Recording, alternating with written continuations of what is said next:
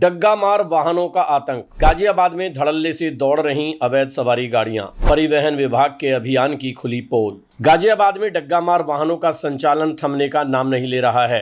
परिवहन विभाग और यातायात पुलिस की तमाम कोशिशों और चल रहे विशेष अभियानों के बावजूद ये अवैध वाहन बेखौफ होकर सड़क पर दौड़ते हुए नजर आ रहे हैं। इसमें न केवल कानूनी रूप से वाहन चला रहे कॉमर्शियल वाहन स्वामियों को नुकसान हो रहा है, बल्कि सरकार को भी राजस्व की भारी चपत लग रही है। ये सीए साहब कैंप है इंदिरापुरम में, वहाँ से चल रहा फिट ओवर ब्रिज के पास से।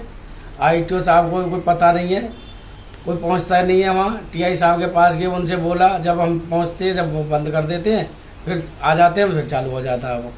इनको सख्त से सख्त कार्रवाई की जाए इनके साथ में, और इनको बंद किया जाए।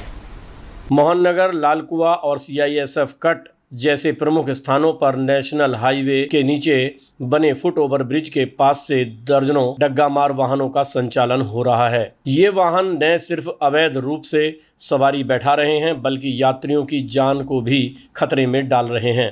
कॉमर्शियल वाहन यूनियन के पदाधिकारियों के अनुसार इंदिरापुरम थाना क्षेत्र अंतर्गत कई इको वैन अवैध रूप से सवारियों को ढो रही हैं।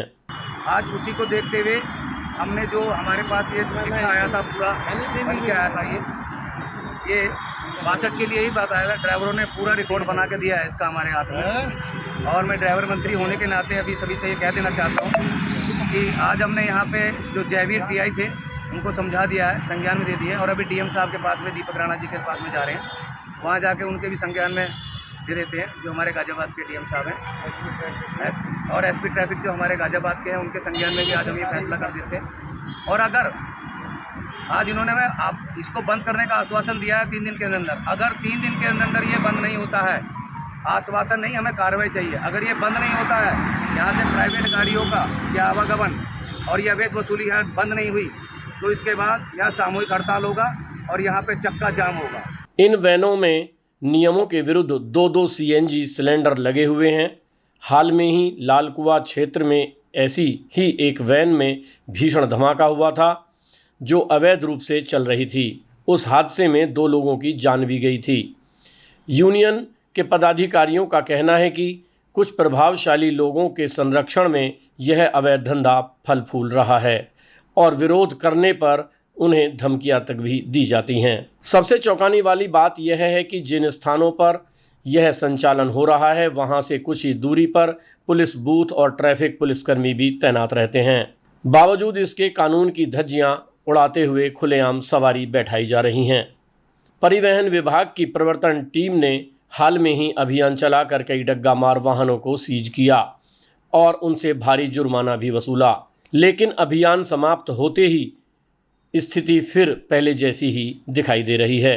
गाजियाबाद इंदिरापुरम में फुट ओवर के ब्रिज के नीचे से कुछ लोग जो है अवैध गाड़ियां चला रहे हैं। इको, एक तो वो वैसे भी अवैध है, प्राइवेट चला रहे हैं, दूसरा उनमें 2-2 सिलेंडर लगे हुए हैं और 70 से 75 गाड़ी चल रही हैं।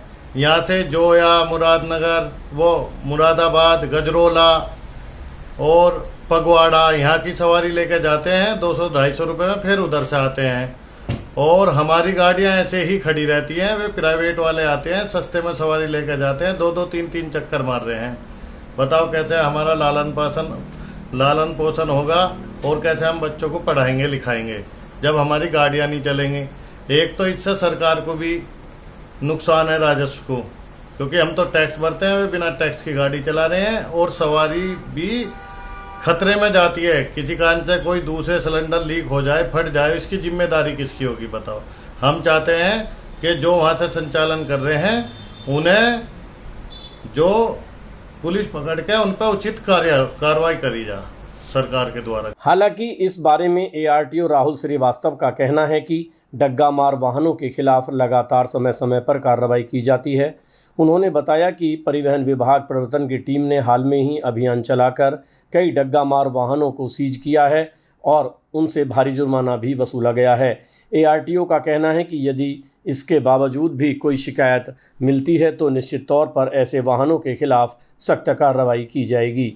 एआरटीओ के मुताबिक विभाग की तरफ से यह अभियान जरूर चलाया गया है, लेकिन अभियान समाप्त होते ही स्थिति फिर पहले जैसी ही दिखाई दे रही है। गाजियाबाद से तेजस न्यूज़ के लिए तेजस चौहान।